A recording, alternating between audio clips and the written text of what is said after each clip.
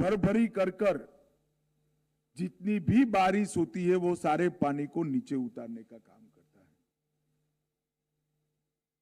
मेरा खेत जिस क्षेत्र में है उसमें इस बार बारिश में, इस वर्षा में 3 घंटों में लगभग 11 इंच से ज्यादा बारिश हुई। सब जगह क्रॉप नष्ट हो गए। जिन्होंने ऑर्गेनिक खेती अपनाई थी, एक बूंद पानी खेत के बाहर नहीं गया है, सारा पानी जमीन के अंदर उतर गया है। एक ऐसा प्रयोग है जिसको राज्य की कृषि यूनिवर्सिटीज ने अपने निदर्शन फार्म के अंदर अपनाना चाहिए।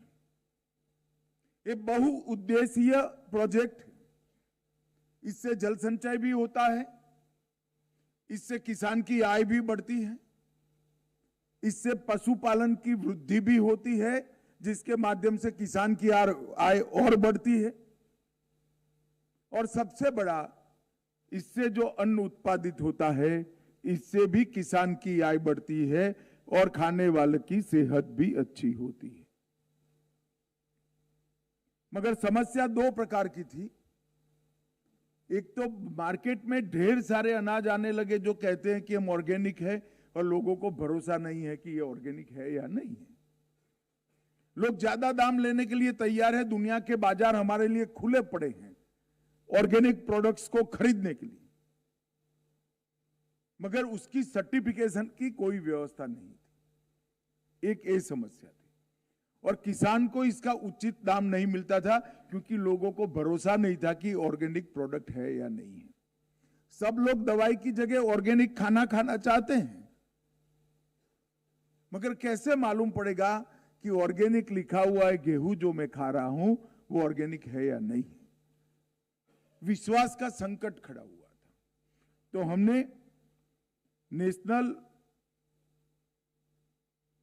कोऑपरेटिव ऑर्गेनिक लिमिटेड की स्थापना की, NCOL। निमेश भाई जिसके कर्ता धर्ता है। और अब 2 बड़ी कोऑपरेटिव ब्रांड, NCOL की भारत ब्रांड और अमूल की अमूल ब्रांड, ये आपको विश्वसनीय तरीके से ऑर्गेनिक फूड सप्लाई कर सकती है। और हम आने वाले 4 साल के अंदर देश के हर जिले के अंदर भू परीक्षण के लिए, मिट्टी परीक्षण के लिए और अनाज की जो उपज ऑर्गेनिक होती है इसके भी परीक्षण के बाद सर्टिफाई किया हुआ अनाज देश के बाजार में डालेंगे। जब मेरी जानकारी है लगभग 16 चीजें, कितनी हुई है निवेश, 16 चीजें ऑर्गेनिक ऑनलाइन आज मिल रहा है। गेहूं, दलहन, हल्दी। आप जब भी भारत ब्रांड ऑर्गेनिक खरीदोगे या अमूल ब्रांड ऑर्गेनिक खरीदोगे, विश्वास के साथ खरीद सकते हो, क्योंकि इसकी टेस्टिंग की पूरी व्यवस्था हो चुकी है। और आज यहां पर जनजाति समूह के वन उपज के कोऑपरेटिव जो राष्ट्रीय राज्य स्तर पर कर रहा है, काम कर रहा है, इसके साथ NCOL का एक समझौता हुआ है। वो समझौते के तहत, क्योंकि वन उपज में कोई फर्टिलाइजर नहीं डालता है, ये सारी वन उपज ऑर्गेनिक, इसका सर्टिफिकेशन कर अगर किसी को हनी लेना है, मधु लेना है, तो भारत ब्रांड का मधु लेगा तो आपको मधु का रेट अच्छा मिलेगा। आपका मोटा अनाज जो कोड़ियों को दाम बिक जाता है, वो भारत ब्रांड के साथ ऑर्गेनिक सर्टिफिकेशन के साथ बिकेगा। तो इसका आपको फायदा मिल जाएगा। और ये आज के MOU से शुरुआत हो रही है। मेरा छत्तीसगढ़ शासन को भी आग्रह है कि जिनकी जिम्मेदारी है वन उपजों को अच्छे दाम दिलाने की, उन लोगों ने इसके सर्टिफिकेशन, इसके अच्छे आकर्षक पैकिंग और इसके मार्केटिंग के लिए NCOL का संपर्क करना, इसको और सुचारू रूप से शुरू करना चाहिए। मुझे इससे भरोसा है कि ढेर सारे आदिवासी इसके माध्यम से अपने जीवन का कल्याण करेंगे और बहुत आगे तक उनको बढ़ने का मौका मिलेगा। आज एक समझौता छत्तीसगढ़ सरकार, छत्तीसगढ़ दुग्ध संघ और NDDB ट्रायंगल समझौता अभी मेरे सामने हुआ है। मुख्यमंत्री जी ने कह दिया हम 3000 गांव में ले जाएंगे, ऐसा नहीं चलेगा। छत्तीसगढ़ के हर गांव के अंदर डेयरी कोऑपरेटिव बनाना कंपलसरी है। सभी 20,000 के आसपास के गांवों में डेयरी कोऑपरेटिव बनानी ही बनानी। मैं वो प्रदेश से आता हूं जहां डेयरी कोऑपरेटिव ने चमत्कार करे। मैंने मेरे हाथ से अमूल के साथ संबंध एक अनपढ़ महिला को 3 करोड़ का 1 साल का दूध का चेक मेरे हाथ से दिया है। बहुत पोटेंशियल है। और यहां तो नक्सलवाद से जो क्षेत्र मुक्त होते हैं, वहां की गरीब आदिवासी महिला को, पिछड़ा समाज की महिला को सहकारिता के माध्यम से डेयरी के साथ जोड़कर इसका शोषण से मुक्त कराना न केवल समय की जरूरियात है, हमारा धर्म है। उसको अपने दूध के पूर्ण दाम मिलने चाहिए।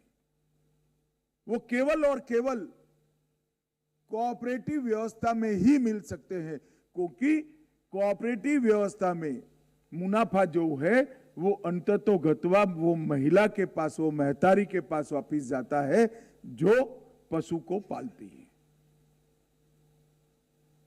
एक आइडियल कोऑपरेटिव व्यवस्था बनाने के लिए छत्तीसगढ़ में कूट कूट कर पोटेंशियल पड़ा है। आपके पास पानी की कोई कमी नहीं है। काम कर सके ऐसी माताओं की, बहनों की कोई कमी नहीं है।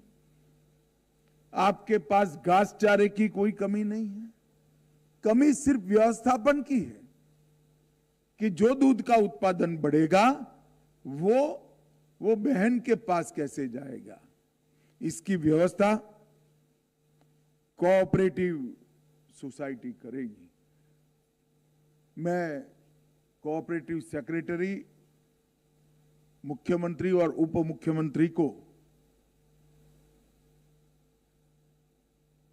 विनती करना चाहता हूं कि 5 लाख किलोग्राम प्रतिदिन दूध का जो लक्ष्य रखा है उसको आप कृपया बदलिए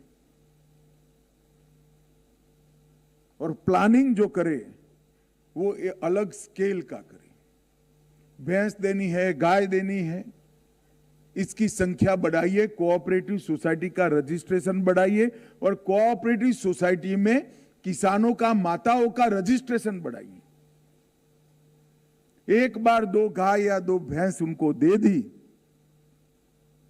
तो गाय बूढ़ी हो जाएगी तो खाद के काम में आएगी और जब तक दूध दे पाएगी वो आपके घर में सोना बरसाएगी। ये पूरी व्यवस्था छत्तीसगढ़ राज्य के हर गांव में dairy cooperative multipurpose dairy PACS बनाने की जिम्मेदारी छत्तीसगढ़ सरकार ने उठानी चाहिए और मिल्क प्रोसेसिंग के लिए NDDB आपके छत्तीसगढ़ सहकारिता दुग्ध उत्पादक सहकारिता संघ है, इसको जो सहायता चाहिए वो देगी। निमेश भाई यहां बैठे हैं, इनको पैसों की कमी न पड़े इसकी चिंता आप करिए, क्योंकि इस क्षेत्र में दूध कोऑपरेटिव सिर्फ गरीब माताओं को संपन्न बनाने का जरिया नहीं है, इस क्षेत्र में दूध कोऑपरेटिव ये नक्सलवाद से मुक्त हुए क्षेत्र में फिर से नक्सलवाद न आए, इसका भी जरिया है। अगर घर में संपत्ति आती है, बच्चा काम करता है, बच्चा पढ़ता है, कुपोषण की समस्याएं सॉल्व हो जाती है, तो कोई नहीं हाथ में बंदूक उठाना चाहता। मगर ये हमारी जिम्मेदारी है कि इसको हम आगे बढ़ाएं। दूध प्रोसेसिंग का लक्ष्य आपने 4 लाख किलोलीटर रखा है, इसको भी बदलिए, और खरीदी का लक्ष्य जो 5 लाख किलोलीटर रखा है उसको भी बदलिए। स्पैन आप बड़ा कर सकते हैं, 3 साल की जगह 5 साल कर दीजिए, मुझे कोई आपत्ति नहीं है, क्योंकि ये ग्रेजुअली होने वाला काम है। मगर लक्ष्य छोटा मत रखिए, और लक्ष्य दुग्ध उत्पादन का रखने की जगह लक्ष्य हर गांव में डेयरी कोऑपरेटिव और हर किसान डेयरी कोऑपरेटिव का मेंबर, वो लक्ष्य रखिए, तो अपने आप दूध का उत्पादन बढ़ जाएगा, अपने आप इसका प्रोसेसिंग बढ़ जाएगा। तो आज ये जो दोनों काम यहां पर हो रहे हैं, ये दोनों काम आने वाले दिनों में छत्तीसगढ़ की समृद्धि, छत्तीसगढ़ की शांति, छत्तीसगढ़ की सुरक्षा, इसके लिए बहुत महत्वपूर्ण काम है। और अगर ये डेयरी कोऑपरेटिव हर गांव में पहुंचती है तो गांव का परिदृश्य बदलते बदलते देर नहीं लगेगी। मैं मेरा गांव का उदाहरण देना चाहता हूं।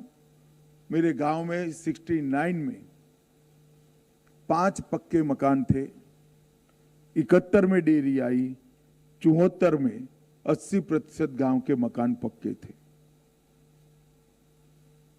ये चमत्कार केवल और केवल कोऑपरेटिव डेयरी के माध्यम से होता है, क्योंकि उसका मुनाफा जो है, आप पनीर बनाओगे, बटर बनाओगे, प्रोसेस दूध बेचोगे, दही बनाओगे, छाछ बनाओगे, मट्ठा बनाओगे, मिठाई बनाओगे, उसका मुनाफा छत्तीसगढ़ की महतारी के पास जाने वाला है। तो ये व्यवस्था आज करने की शुभ शुरुआत हुई है। मेरा छत्तीसगढ़ के मुख्यमंत्री और उप मुख्यमंत्री से निवेदन है कि आप स्वयं इसका मॉनिटरिंग करिए। भारत सरकार का कोऑपरेटिव डिपार्टमेंट और एनडीडीबी निश्चित रूप से जो सहायता छत्तीसगढ़ को चाहिए, उसमें सबसे पहली देश में प्रायोरिटी छत्तीसगढ़ को रखेगी, ये मैं विश्वास दूंगा। तो आज मेरे सामने प्रतिनिधियों के रूप में डेयरी से जुड़ी हुई महिला किसान और वन उपज से जुड़े हुए सब कोऑपरेटिव के मेंबर और डेयरी से जुड़े हुए कोऑपरेटिव के भाई भी बैठे हैं। ये सभी को मैं बहुत बहुत शुभकामनाएं देता हूं।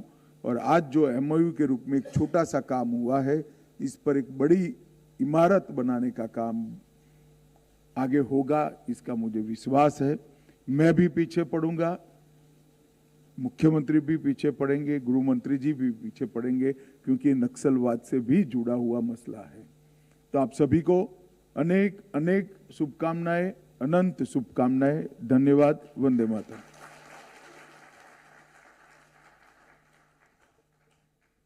बहुत बहुत धन्यवाद माननीय केंद्रीय मंत्री महोदय, आपके सुझाव से निश्चित तौर पर। चलिए आगे बढ़ते हैं। रायपुर से बड़ी खबर है। सुरक्षा समीक्षा बैठक में शामिल अमित शाह। नक्सलवाद के खिलाफ रणनीति पर होगी चर्चा। सुरक्षा बलों के वरिष्ठ अधिकारी बैठक में शामिल। इसके पहले अगस्त में भी सुरक्षा समीक्षा बैठक हुई थी। तो ये बड़ी खबर छत्तीसगढ़ के दौरे पर है केंद्रीय गृह मंत्री अमित शाह, और अब से कुछ देर पहले एक एमओयू भी साइन हुआ है छत्तीसगढ़ सरकार और नेशनल डेयरी डेवलपमेंट बोर्ड के बीच, क्योंकि केंद्रीय सहकारिता मंत्री भी हैं अमित शाह, उसी लिहाज से ये एमओयू साइन किया गया है। लेकिन अब उससे आगे बढ़ते हुए सुरक्षा समीक्षा बैठक में भी अमित शाह की मौजूदगी रहने वाली है। नक्सलवाद के खिलाफ रणनीति पर चर्चा होगी। सुरक्षा बलों के वरिष्ठ अधिकारी भी इस बैठक में मौजूद रहेंगे। इससे पहले इसी तरह की बैठक अगस्त में हुई थी और एक बार फिर से अब यहां पर बैठक होने जा रही है। हमारे एसोसिएट एडिटर रुपेश गुप्ता ज्यादा जानकारी के साथ जुड़ गए हैं। रुपेश, मुख्य तौर पर क्या एजेंडा रहेगा इस बैठक का और कितने बजे बैठक होगी? देखिए, बैठक शुरू हो चुकी है और जो बैठक है, बैठक में मुख्य मुद्दा यही है कि किस तरह से जो परिस्थितियां हैं नक्सलवाद की, उसको कैसे जो लक्ष्य तय किया है भारत सरकार ने, उसको उसी समय अवधि में खत्म किया जाए। केंद्रीय गृह मंत्री केदार कश्यप लगातार जो अलग अलग प्रभावित, पीड़ित या उसके अलग अलग जो ताल्लुक रखते हैं नक्सलवाद से, चाहे वो सुरक्षा कर्मी हो, चाहे वो पीड़ित हो या सरेंडर किए हुए नक्सली हो, उन सबके साथ चर्चा कर रहे हैं। और चर्चा करने के बाद ये देखा जाएगा कि क्या कुछ परिस्थितियां बन रही हैं और किस तरह से ये बैठक में किस तरह की स्ट्रेटेजी अपनाई जाए, किस तरह से जिम्मेदारी तय की जाए, किन इलाकों में ज्यादा नक्सलवाद है और किस तरह नक्सलवाद जहाँ पे कम है वहाँ पे क्या कदम उठाने चाहिए और विश्वास बहाली को लेकर के तमाम मसलों पर बातचीत हो रही है, होगी। और बैठक के बाद ही जो एक्शन है वो एक्शन ग्राउंड पर देखने को मिलेगा, क्योंकि लगातार जो ऐसी बैठकें हुई हैं उसके बाद नक्सलियों के खिलाफ काफी कठोर कार्रवाई की गई है और नक्सलवाद के मसले पर काफी एग्रेसिव तरीके से सुरक्षा बलों ने काम किया है। बिल्कुल रुपेश, और क्योंकि केंद्रीय गृह मंत्री अमित शाह की तरफ से एक डेट भी बता दी गई है कि मार्च तक 2026 तक नक्सलवाद को पूरी तरह से खत्म कर देना है छत्तीसगढ़ से। जी हाँ, मार्च 2026 की डेडलाइन तय की हुई है। अमित शाह ने जब कल भाषण दे रहे थे तब भी उन्होंने बस्तर ओलंपिक में इस बात का जिक्र किया कि 2 साल के बाद जब ये ओलंपिक होगा तो उस वक्त मैं आऊंगा तो मैं बताऊंगा कि यहाँ पे कभी नक्सलवाद हुआ करता था। तो उन्होंने सुरक्षा बलों को एक तरह से निर्देश भी दिए हैं कि जो नक्सली सरेंडर करते हैं ठीक है, वरना उनके खिलाफ कठोर कार्रवाई की जाए, हिंसा किसी भी कीमत पर बर्दाश्त नहीं की जाएगी। बिल्कुल, और उस लिहाज से भी ये बैठक काफी महत्वपूर्ण हो जाती है। आप नजर बना के रखिएगा। बहुत शुक्रिया फिलहाल आपका तमाम जानकारी के लिए।